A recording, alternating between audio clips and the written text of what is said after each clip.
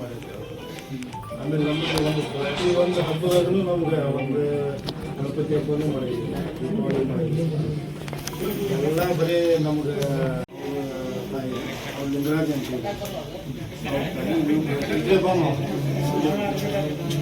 ಭಾಳ ಕ್ಯಾಂಪ್ಸಾಗಿದ್ದವ್ರು ಇವ್ರ ಮಗರೇ ತೆಲಿಗೆ ಆಮೇಲೆ ನರೇಗಲ್ದಲ್ಲಿ ಕಾರ ಹುಣ್ಣೆ ನಿಮಿತ್ತ ಏನು ಹಿಂದೂಗಳು ತೆಗೆದಂತಹ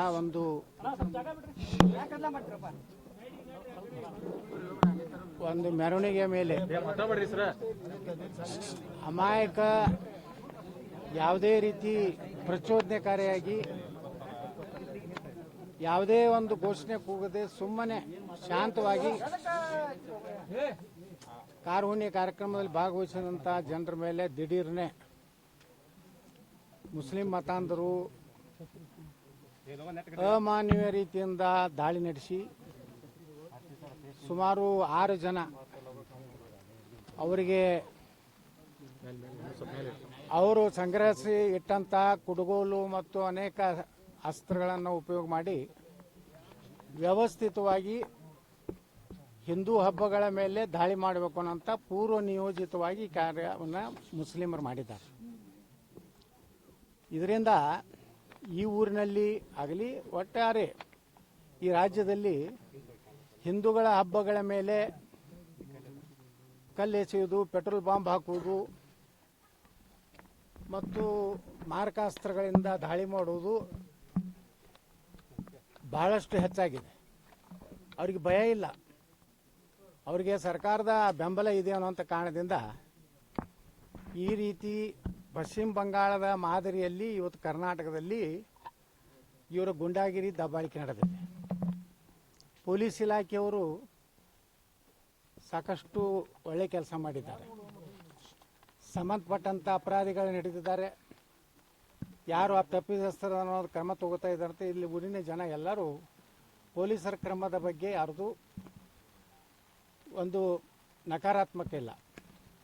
ಆದರೆ ಅದು ಮುಂಜಾಗ್ರತವಾಗಿ ಏನು ಅವರು ಮಾಡಿದಂಥದ್ದು ಅನಿರೀಕ್ಷಿತವಾಗಿ ನಮ್ಮ ಹಿಂದೂಗಳು ಇವತ್ತು ಯಾವುದೇ ಹಬ್ಬ ಹರಿದಿನಗಳಿದ್ದಾಗ ಮಸೂತಿಯಿಂದ ಈ ರಾಜ್ಯದಲ್ಲಿ ಮದ್ದೂರಿನಲ್ಲಿ ನಾನು ನೋಡಿದ್ದೇನೆ, ಮೊನ್ನೆ ಆಳಂದದಲ್ಲಿ ಈಶ್ವರ ಲಿಂಗದ ಮೇಲೆ ಉಚ್ಚಿ ಒಯ್ಯುವಂಥದ್ದು, ಮೂತ್ರವನ್ನು ಮಾಡುವಂಥದ್ದು ಕೆಲಸನೂ ಮಾಡಿದರು. ದುರ್ದೈವ ಅಂದರೆ ಅವ್ರನ್ನ ನ್ಯಾಯಾಲಯದಿಂದ ಮುಕ್ತ ಮಾಡಬೇಕಂತ ಹೇಳಿ ಈ ಸರ್ಕಾರ ಬಿ ರಿಪೋರ್ಟ್ ಹಾಕ್ಬೇಕಂತೇಳಿ ಕೋರ್ಟಿಗೆ ಇದನ್ನು ತನ್ನ ಕ್ಯಾಬಿನೆಟ್ನಲ್ಲಿ ನಿರ್ಣಯ ಮಾಡಿತು. ಏನೋ ಒಬ್ಬ ಹಿಂದೂ ಕಾರ್ಯಕರ್ತರು ಗಿರೀಶ್ ಭಾರದ್ವಾಜ್ ಅನ್ನೋರು ಹೈಕೋರ್ಟಿಗೆ ಹೋದರು. ಹೈಕೋರ್ಟ್ ಇವತ್ತು ತಡೆಯಾಜ್ಞೆ ನೀಡಿದೆ. ಇದನ್ನೆಲ್ಲ ಕಾನೂನು ಸುವ್ಯವಸ್ಥೆ ಕರ್ನಾಟಕದಲ್ಲಿ ಸಂಪೂರ್ಣ ಹದಗೆಡ್ತಾ ಇದೆ. ಪೊಲೀಸರಿಗೆ ಮುಕ್ತವಾದಂಥ ಅಧಿಕಾರ ಇಲ್ಲ. ಅವ್ರು ಏನೇ ಮಾಡಿ ಅದನ್ನು ಹತೋಟಿ ತರಲಿಕ್ಕೆ ಮತ್ತು ಕ್ರಮ ತಗೋಬೇಕಂದ್ರೆ ನಿರಂತರವಾಗಿ ಕಾಂಗ್ರೆಸ್ಸಿನ ಒಂದು ಏನು ಹಸ್ತಕ್ಷೇಪ ಪೊಲೀಸ್ ಇಲಾಖೆಯಲ್ಲಿ ಅತಿಯಾಗಿದೆ. ನಮ್ಮ ಗೃಹ ಮಂತ್ರಿಗಳಿಗೆ ಅವ್ರ ರಾಜ್ಯದಲ್ಲಿ ಏನು ನಡೀತಾ ಇದೆ, ಯಾವ ರೀತಿ ಲವ್ ಜಿಹಾದ್ ಆಗ್ತಾ ಇದೆ, ಹಿಂದೂಗಳ ಮೇಲೆ ಹತ್ಯೆ ಆಗ್ತಾ ಇದೆ, ಹಿಂದೂಗಳ ಮೇಲೆ ಚಾಕು ಚೂರಿಯಿಂದ ಇರಿಯುವಂಥ ಕೆಲಸ ಆಗ್ತಾ ಇದೆ, ಇದನ್ನೆಲ್ಲ ನೋಡಲಿಕ್ಕೆ ಅವ್ರಿಗೆ ಸಮಯ ಇಲ್ಲ. ಅವ್ರು ಬರೀ ಆರ್ ಎಸ್ ಎಸ್ ಅವರು ಬಸ ಮಕ್ಕೋ ಮುಂದೂ RSS ಅಂತೇಳಿ ಮಕ್ಕೋತಾರೆ, ಕನಸಿನಾಗೂ RSS, ಮುಂಜಾನೆ ಮೋತಿ ತಕ್ಕೊಂಡು ಕೂಡ RSS. ಪೊಲೀಸ್ ಇಲಾಖೆ ಗೃಹ ಮಂತ್ರಿ ಅಂದರೆ ಭಾಳ ದೊಡ್ಡ ಜವಾಬ್ದಾರಿ ಇದೆ. ಗೃಹ ಮಂತ್ರಿ ಹೆಂಗಂದ್ರೆ 24 ತಾಸೂ ಜಾಗೃತಿ ಇರಬೇಕಾಗ್ತದೆ. ಇಡೀ ರಾಜ್ಯದಲ್ಲಿ ಎಲ್ಲಿ ಗಲಭೆ ಆಗ್ತಾವೆ, ಎಲ್ಲಿ ಘಟನೆ ಆಗ್ತಾವೆ, ತಕ್ಷಣ ಅಲ್ಲಿನ ಪೊಲೀಸ್ ಅಧಿಕಾರಿಗಳ ಜೊತೆ ಮಾತಾಡಿ ನಿರ್ದಾಕ್ಷಿಣ್ಯವಾದಂಥ ಕ್ರಮ ತಗುವಂಥದ್ದು ಮಾಡಬೇಕು. ಅದನ್ನು ಬಿಟ್ಟು ನಮ್ಮ ಗೃಹ ಮಂತ್ರಿಗಳು ಅದನ್ನೇನೂ ಮಾಡಲಾಗ್ಯಾರ. ಹಳ್ಳಿ ಮಿಳ್ಳಿ RSS ಬಿಟ್ಟರೆ ಇವತ್ತೇನು ಇದರಿಂದ ಕಾನೂನು ವ್ಯವಸ್ಥೆ ಕರ್ನಾಟಕದಲ್ಲಿ ಸಂಪೂರ್ಣ ಹಾಳಾಗಿದೆ. ಅದಕ್ಕೆ ನಾನು ಸರ್ಕಾರಕ್ಕೆ ಆಗ್ರಹ ಮಾಡ್ತೀನಿ, ಇವತ್ತು ಪೊಲೀಸರಿಗೆ ಫ್ರೀ ಹ್ಯಾಂಡ್ ಕೊಡಬೇಕು. ಇಂಥ ದುಷ್ಕರ್ಮಿಗಳೇನದಾರ ಇವ್ರನ್ನ ಅಲ್ಲೇ ಎನ್ಕೌಂಟರ್ ಮಾಡುವಂಥ ಅಧಿಕಾರ ಕೊಡಬೇಕು ಪೊಲೀಸರಿಗೆ. ಇಲ್ಲಾಂದರೆ ಅದರಲ್ಲಿ ವಿಶೇಷವಾಗಿ ಹಾವೇರಿ ಜಿಲ್ಲೆಯಲ್ಲಿ ಭಾಳಷ್ಟು ಕಡೆ ಘಟನೆಗಳು ಹಿಂದೂಗಳ ಮೇಲೆ, ಹಿಂದೆ ಒಂದು ಕೆಲವು ವರ್ಷಗಳ ಹಿಂದೆ ನಮ್ಮ ದೇಶದ ಒಬ್ಬ ಸೈನಿಕನ ಮೇಲೂ ಬಸ್ಸಿನಲ್ಲಿ ಹಲ್ಲೆ ಆಯಿತು. ಅಂದರೆ ಅವರಿಗೆ ಯಾವುದೇ ಭಯ, ಕಾನೂನು ಭಯ ಇವತ್ತಿಲ್ಲ. ಅವರಿಗೆ ರಟ್ಟಿಹಳ್ಳಿಯಲ್ಲಿ ಒಬ್ಬ ಕೊಲೆ ಆಯಿತು. ಇದು ಇತ್ತೀಚಿನ ನಿರಂತರವಾಗಿ ಕರ್ನಾಟಕದಲ್ಲಿ ಸಂಪೂರ್ಣ ಹಾಳಾಗಿದೆ. ಅದಕ್ಕೆ ನಾನು ಸರ್ಕಾರಕ್ಕೆ ಆಗ್ರಹ ಮಾಡ್ತೀನಿ, ಇವತ್ತು ಪೊಲೀಸರಿಗೆ ಫ್ರೀ ಹ್ಯಾಂಡ್ ಕೊಡಬೇಕು.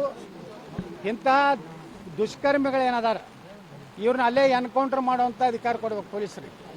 ಇಲ್ಲಾಂದರೆ ಅದರಲ್ಲಿ ವಿಶೇಷವಾಗಿ ಹಾವೇರಿ ಜಿಲ್ಲೆಯಲ್ಲಿ ಭಾಳಷ್ಟು ಕಡೆ ಘಟನೆಗಳು ಹಿಂದೂಗಳ ಮೇಲೆ, ಹಿಂದೆ ಒಂದು ಕೆಲವು ವರ್ಷಗಳ ಹಿಂದೆ ನಮ್ಮ ದೇಶದ ಒಬ್ಬ ಸೈನಿಕನ ಮೇಲೂ ಬಸ್ಸಿನಲ್ಲಿ ಹಲ್ಲೆ ಆಯಿತು. ಅಂದರೆ ಅವ್ರಿಗೆ ಯಾವುದೇ ಭಯ, ಕಾನೂನು ಭಯ ಗೊತ್ತಿಲ್ಲ ಅವರಿಗೆ. ರಟ್ಟಿಹಳ್ಳಿಯಲ್ಲಿ ಒಬ್ಬ ಕೊಲೆ ಆಯಿತು. ಇದು ಇತ್ತೀಚಿನ ನಿರಂತರವಾಗಿ ಹಾವೇರಿ ಜಿಲ್ಲೆಯಲ್ಲಿ ನಾವು ನೋಡ್ಕೋತಾ ಇದ್ದೀವಿ. ದಲಿತ ಹೆಣ್ಣುಮಕ್ಕಳ ಒಂದು ಅತ್ಯಾಚಾರ ಆಗಿ ಅದೊಂದು ದೊಡ್ಡ ಪ್ರಕರಣ ಆಗಿತ್ತು. ಅವಾಗ ನಾನು ಬಂದಿದ್ದೆ ಈಶ್ವರಪ್ಪನವ್ರನ್ನ. ಅದಕ್ಕೆ ಸರ್ಕಾರ, ನಮ್ಮ ಗೃಹ ಮಂತ್ರಿಗಳು RSS ಅನ್ನು ಬಿಟ್ಟು ಕಾನೂನು ವ್ಯವಸ್ಥೆ ಬಗ್ಗೆ ಚರ್ಚೆ ಮಾಡಿ. ಇಲ್ಲಾಂದರೆ ಕರ್ನಾಟಕದಲ್ಲಿ ಮುಂದಿನ ದಿವಸಗಳಲ್ಲಿ ಯಾವ ರೀತಿ ಪಶ್ಚಿಮ ಬಂಗಾಳದಲ್ಲಿ ಪರಿಸ್ಥಿತಿ ಇದೆ ಅದೇ ಪರಿಸ್ಥಿತಿ ಆಗ್ತದೆ. ಅದಕ್ಕೆ ನಾನು ಸರ್ಕಾರಕ್ಕೆ ಎಚ್ಚರಿಕೆ ಕೊಡೋಕೆ ಬಯಸ್ತಾ ಇದ್ದೀನಿ. ಈ ಕ್ರಮ ತಗೋಬೇಕು. ಇವ್ರೇನು ಗಾಯಾಳುಗಳಿಗೆ ಇವತ್ತೇನು ಅವರ ವೈದ್ಯಕೀಯ ಚಿಕಿತ್ಸೆಗಾಗಿ ನಾನು ವೈಯಕ್ತಿಕವಾಗಿ 2 ಲಕ್ಷ ರೂಪಾಯಿ ಹಣ ಕೊಟ್ಟಿದ್ದೆ. ಗೃಹ ಮಂತ್ರಿಗಳು ಅನ್ಫಿಟ್ ಅಂತೀರಾ ಸರ್? ಇದಕ್ಕೆ ಗೃಹ ಮಂತ್ರಿಗಳು ಅನ್ಫಿಟ್ ಅಂತೀರಾ? ಪೂರ್ಣ ಅನ್ಬಿಟ್ಟು ಅವ್ರು ಏನು ಕೆಲಸನೇ ಮಾಡ್ತಾ ಇಲ್ಲ. ಮುಂಜಾನೆ ಅದು ಕೂಡಲೇ RSS ಟ್ವೀಟ್ ಮಾಡೋದು ಬಿಟ್ಟರೆ ಏನು, ಆ ಟ್ವೀಟ್ ಬಿಟ್ಟರೆ ಟ್ವಿಟ್ಟರ್ನಿಂದ ಹೊರಗೆ ಬರಲ್ಲ ಕಾರ್ರಿ ಎಲೆಕ್ಷನ್ನಿಂದ. RSS ಪಥಸಂಚಲನಕ್ಕೂ ಕೂಡ ಅನುಮತಿ ಕೊಡಬೇಕು, ಕಡ್ಡಾಯ ಮಾಡ್ಬೇಕಂತಾರೆ. ಇನ್ನೊಂದು 2 ವರ್ಷ ಇರ್ತಾರೆ ಅವರು. ಏನೇನೋ ಎದಕ್ಕೆ ಅನುಮತಿ ಅವ್ರು ಏನು ಮಾಡ್ತಾರೆ ಮಾಡಲಿ, ಕಾನೂನು ಪ್ರಕಾರ ಅನುಮತಿ ಕೊಡಬೇಕಾಗ್ತೈತಿ. ಹಿಂದೆ ಯಾರೂ ಆ ಸಂಪ್ರದಾಯ ಹಾಕಿದ್ದಿಲ್ಲ. ಇದೇ ಪರಮೇಶ್ವರ್ ಅವರು ಇದ್ದಾಗ ಸಹಿತ ಈ ರೀತಿ ಕೆಟ್ಟ ಪರಿಸ್ಥಿತಿ ಇರಲಿಲ್ಲ. ಅದಕ್ಕಿಂತ ಕೆಟ್ಟ ಪರಿಸ್ಥಿತಿ ಇವತ್ತು ರಾಜ್ಯದಲ್ಲಿ ನಿರ್ಮಾಣ ಆಗಿದೆ. ನಿನ್ನೆ BY ವಿಜೇಂದ್ರ ಅವರು ಬಂದಿದ್ರು, ಪ್ರತಿಭಟನೆ ಮಾಡ್ತೀನಿ ಅಂತ ಹೇಳ್ತಾ ಇದ್ದಾರೆ ಸರ್ ಈ ಗಲಾಟೆ ಬಗ್ಗೆ. ಮಾಡಲಿ ಅವರು ವಿಜೇಂದ್ರ ಆಪ್ತಿದ್ದಾಗಲೇ ಏನೂ ಮಾಡಿಲ್ಲ. ಅವರೇ ಕಂಟ್ರೋಲ್ ಮಾಡಿದ್ರೆ ಅಂದ್ರೆ ಈ ಪರಿಸ್ಥಿತಿ ಬರ್ತಿಲ್ಲ. ಬರೀ ಕಠಿಣ ಕ್ರಮ ಕೈಗೊಳ್ತೀನಿ ಅಂದರು ಗೃಹ ಮಂತ್ರಿಗಳು. ಅವಾಗ ಯಡಿಯೂರಪ್ಪನವರ ಮುಖ್ಯಮಂತ್ರಿ ಇದ್ದಾಗ ಗೃಹ ಮಂತ್ರಿಗಳು ಏನು ಹೇಳ್ತಿದ್ರು, ಕಠಿಣ ಕ್ರಮ. ಹಿಂಗಾಗಿ BJP ಹಣೆ ಬಾರಿ ಇಲ್ಲಿಗೆ ಬಂದಾಗ ವಿಜೇಂದ್ರ ಅವ್ರ ಅಪ್ಪನೇ ಕಾರಣ ಮಾಡ್ತಾರಲ್ಲ. SIR ಪ್ರಕ್ರಿಯೆ ಮಾಡ್ತಾ ಇದ್ದಾರೆ, ಮುಸ್ಲಿಂಗಳನ್ನೆಲ್ಲ SIR ಮಾಡ್ತಾ ಇದ್ದಾರೆ. ಈಗಾಗಲೇ ಕೇಂದ್ರ ಚುನಾವಣಾ ಆಯೋಗಕ್ಕೆ ದೂರು ಕೊಟ್ಟಿದ್ದಾರೆ. ನಾವು ಎಲ್ಲ ಕಡೆ ಅದು ಪ್ರತಿಭಟನೆ ಮಾಡ್ತಾ ಇದ್ದೀವಿ. ನಾವು ಜನರು ಜಾಗೃತಿ ಮಾಡ್ತಾ ಇದ್ದೀವಿ. ಅವರಿಗೆ ಭಯ ಬಂದಿದೆ, ಕಾಂಗ್ರೆಸ್ನವರಿಗೆ, ಮುಸ್ಲಿಮರಿಗೆ ಭಯ ಬಂದಿದೆ. ಯಾಕೆಂದರೆ ಇಷ್ಟು ದಿವಸ ಏನಾಗಿತ್ತು, SIR ಇಲ್ಲಾರ್ದಾಗ 70,000 ಓಟ್ ಸಹಿತ ಹಾಕ್ತಿದ್ರು. ನಾನು ವಿಜಾಪುರ ನಗರದಲ್ಲೇ ಸುಮಾರು 15-16 ಸಾವಿರ ಸತ್ತವರು ಅದಾರ. ಅವ್ರನ್ನ ಬುರ್ಕ ಹಾಕೊಂಡು ಓಟ್ ಹಾಕಿದ್ರು. ಈಗ ಅವ್ರು ಭಯ ಬಂದ 70,000 ಓಟ್ ಕಟ್ ಆಗಿಬಿಡ್ತದೆ.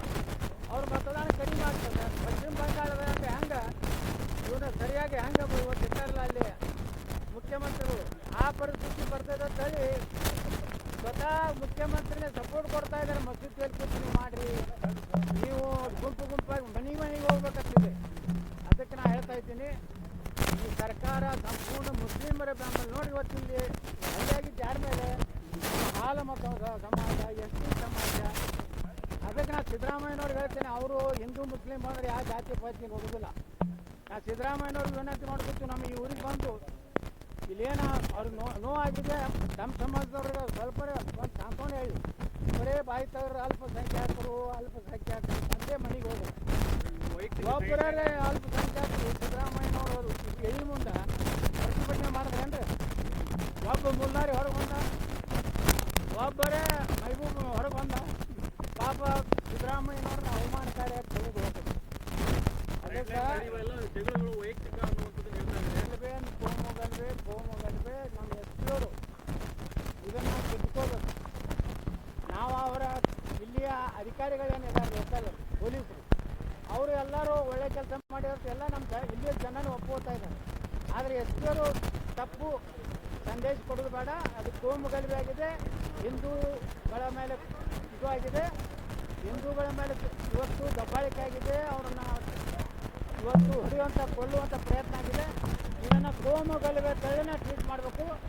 ಇದನ್ನು ಇನ್ನು ಮುಂದೆ ಯಾವುದೇ ಹಿಂದೂಗಳ ಹಬ್ಬ ಆಗಾಗ ಅವರೇನು ಮಸೀದಿಗಳದಾವು, ಎಲ್ಲ ಮಸೀದಿಗಳನ್ನು ಆ ಮೆರವಣಿಗೆ ರಸ್ತೆಯಲ್ಲಿ ಬರುವಂಥ ಎಲ್ಲ ಮುಸ್ಲಿಮರ ಮನೆಯನ್ನು ಎಲ್ಲ ತನಿಖೆ ಮಾಡಿ ಏನೇನು ಅಲ್ಲಿ ಸತ್ರ ಸಿದ್ರೆ ಅದನ್ನೆಲ್ಲ ತೆಗೆದು ಅಲ್ಲಿ ಪರ್ಮಿಷನ್ ಕೊಡಬೇಕಂತ ಆಗ್ರಹ ಮಾಡ್ತಾರೆ.